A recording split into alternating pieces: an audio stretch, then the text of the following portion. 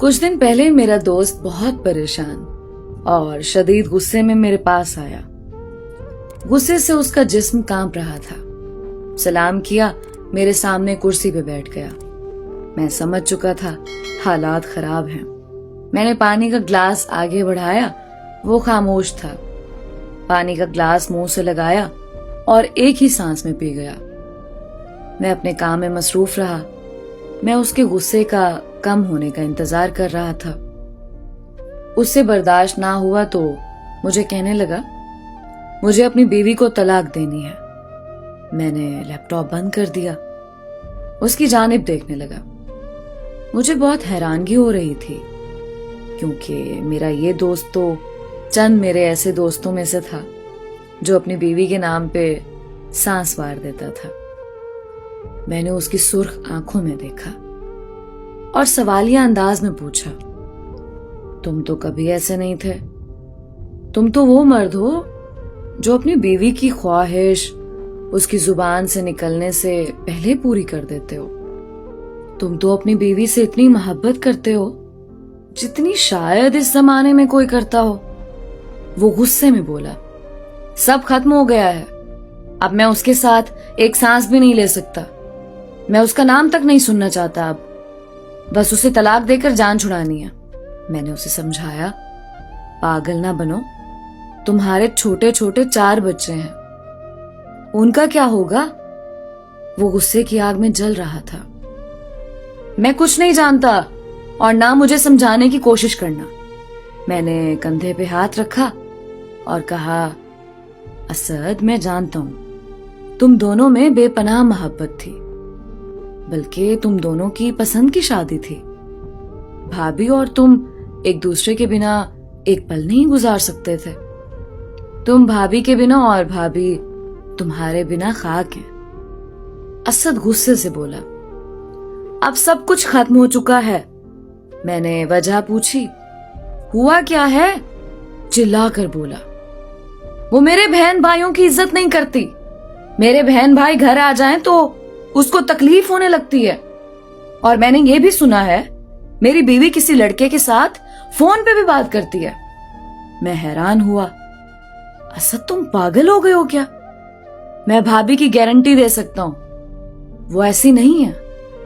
मैंने पूछा, तुमको किसने कहा भाभी किसी लड़के से बात करती हैं? तो वो चिल्ला कर बोला, मेरी भाभी ने बताया है। मैं सब समझ गया था। फिर वो बोला, जब मैंने उससे कुछ पूछा तो मुझे गुस्से में बोली, अपने बाप का है तो तलाक दे मुझे। अब मैं उसे हर हाल में तलाक दूंगा। मैंने सबसे मशवरा कर लिया है, सब यही कह रहे हैं, दे दो तलाक। मैंने मुस्कुराते हुए उसके चेहरे की जानिब देखा। मैंने उसे याद दिलाया, पागल, तुमको याद है जब तुम्हारा एक्सीडेंट हुआ था तुमको बहुत जख्म आए थे।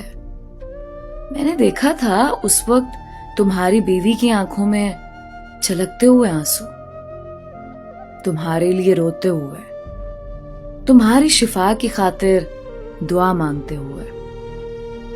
तुमको कैसे संभाला था, तुमको सीने लगा कर रखा, तुम्हारे दर्द में आह भरी, तुम्हारे जख्मों को चूमा, तुम्हारे हर दर्द में आंसू बहाए, तुम्हारे लिए रात भर जागी।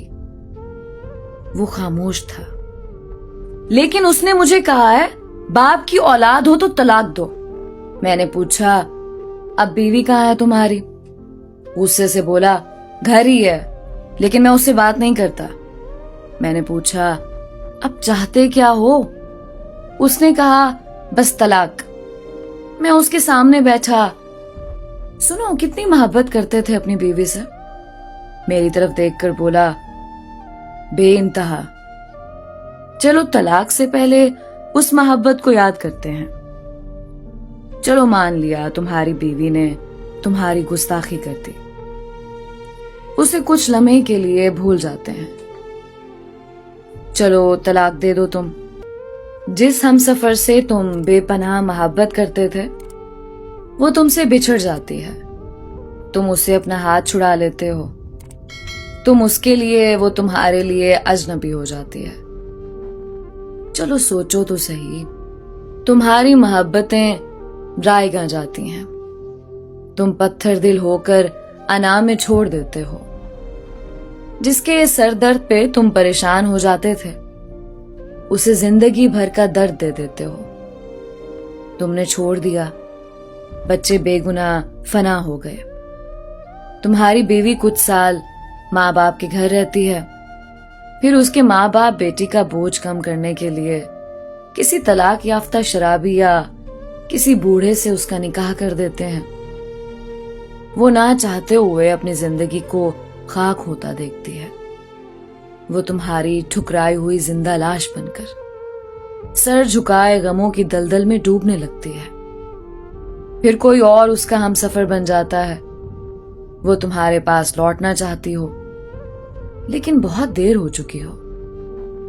تم کو بھی احساس ہونے لگے تم نے اسے چھوڑ کر غلطی کی۔ بات اتنی بڑی نہیں تھی جتنی تم نے بڑھا لی تھی۔ لوگوں کی سن کر اپنا گھر اجاڑ لو، تم اسے یاد کرو، اس کی وفائیں یاد کرو۔ تمہارے بچے ماں کو تلاش کریں، تم اسے گھر لانا چاہو، تمہارا دل پھٹ جانا چاہتا ہو۔ پھر تم کو کوئی بتائے وہ بیچاری بہت دردناک زندگی گزار رہی ہے۔ تم جو اسے دنیا کی ہر خوشی دینے کی بات کرتے ہو، ہر مہینے اسے شاپنگ کرواتے ہو، تمہارے بعد عید کو بھی نئے کپڑے نہ پہنے۔